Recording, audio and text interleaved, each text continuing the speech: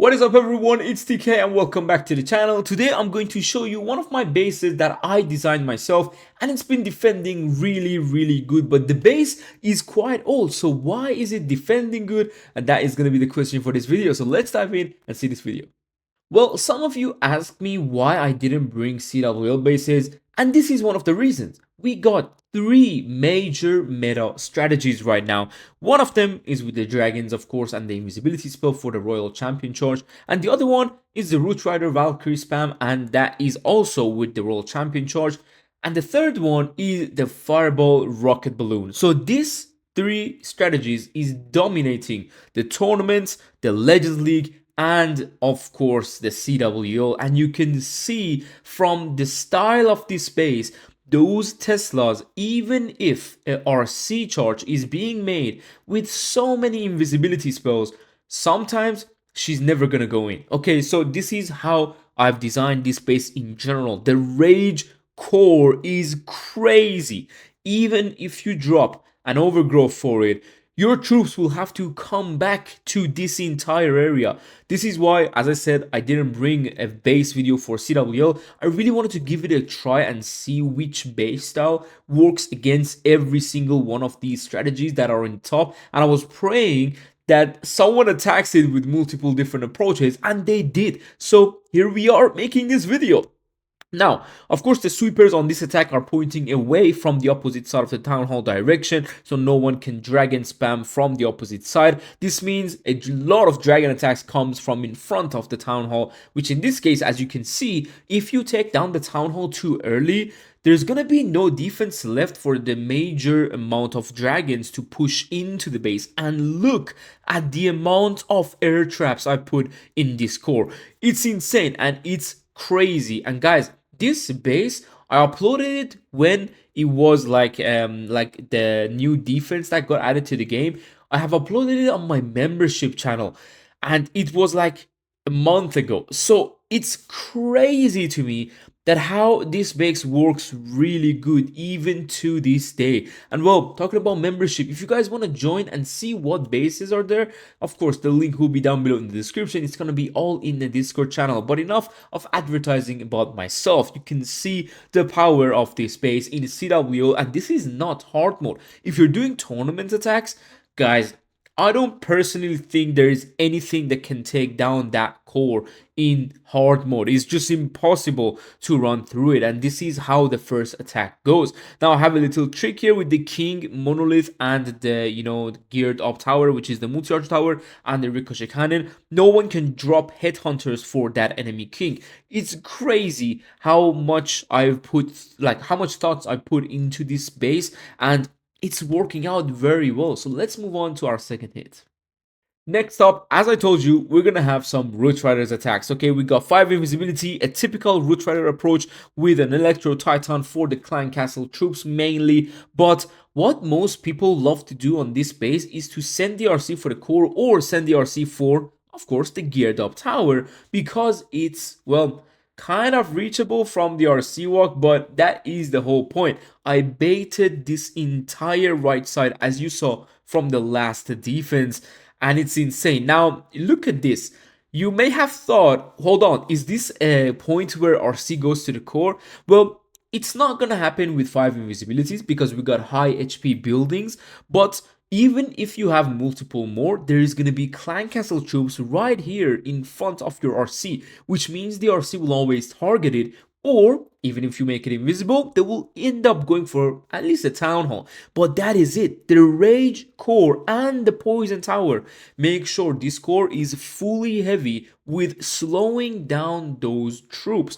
And what I did also with this base is that I made sure the side damage is also a lot, which means he has to pop the Warden ability before the core. And if you're a really good attacker, you will know what exactly to do. So like this guy, he's dropping all these healers and Cocoloons in time and adding the RC so he doesn't have to pop the Warden.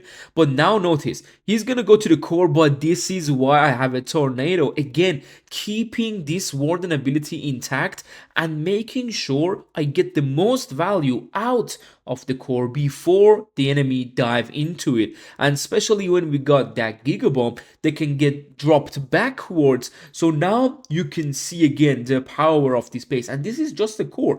We still got Scattershot, Expose, enemy heroes, and double ricochet cannon on the side of the base. So every angle of this base, if you want to enter, there's going to be heavy damage. You either need to lose a lot of HP for a Warden ability for the core, or Warden ability outside and lose a lot of HP inside the core.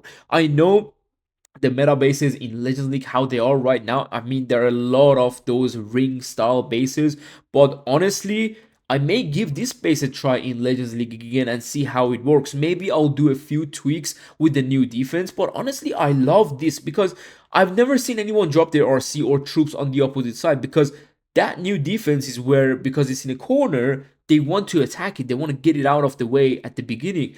But that's when we got the bait. So the base is working really well for CWL for me personally. And it's been 4 wars and we got 4 defenses, and honestly, it's just crazy. It's crazy how it works. But getting defense is really hard right now in the high legends. If you're in low and mid legends, go for it, man. This base will also defend in Legends League tournaments and wars and CWL. And hopefully, I mean, you guys enjoyed this approach as well. But we're gonna move on to a fireball attack. So, the fireball approaches usually on these bases are from the sides, which are the scatter shots. That's why we got 2 expos. One of the key things, and also 1 enemy queen. Of course, the other side is also RC, but this is why we have those. So the side approach is fully done for. Now, another key thing is that I didn't place storages inside the base, except this one, like not except, like as that building. I could easily place one of these two instead of that, but why did I not do that?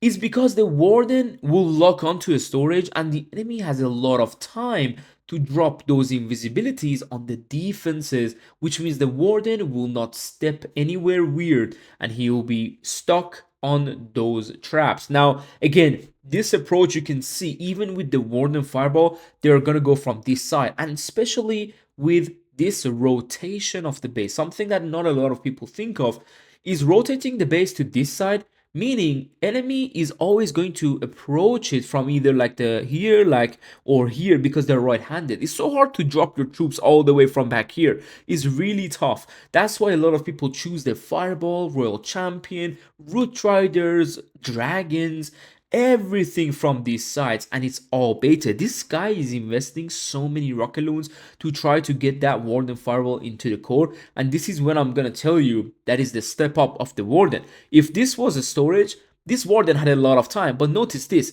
once these invisibilities are off, warden is gonna move away from where he wanted to pop the warden, and now the invisibilities is off and he's gonna go with that ability. This warden ability on the outside is one of the like hardest thing, but obviously even if that warden ability hit the inferno, notice how these buildings are quite further away, especially the clan castle, so he would not get too much. It's basically, look at this, he's getting these 3 defenses, maybe the other inferno as well, but that is it. That's the thing, like how I spread this core in a way that they cannot even drop a nice fireball into that inferno tower with this beautiful even builder huts and sweepers directing the fireball on them and not the core itself. They need extra invisibilities for that so they can get it deeper and get more value, but even then we're gonna have heavy defenses still left up, and of course warden moving towards either ricochet cannon, CC and the enemy minion prince, or warden moving towards monolith, king and ricochet cannon.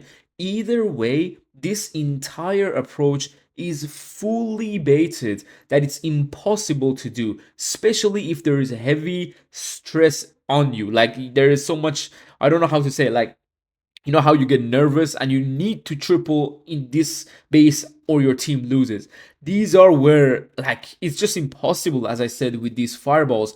And I mean, I don't know what else to tell you. Hopefully, I was I was able to explain this base in a way that you understood what was going through my mind building it, and also how we baited and trapped certain entries. This is what makes it like experience, right? You need to experience things, and maybe sometimes your experiences are going to be bad or good, and you learn from them and become a builder. That's just for the people who want to be builder out there. But if you are attacking and you want a good base, there you go, man. You can copy it. The link will be down below in the description. As I said, the link of our membership will also be down below. And make sure you join Discord channel, because we're going to have some giveaways very, very soon. And see you soon tomorrow. Take care and peace.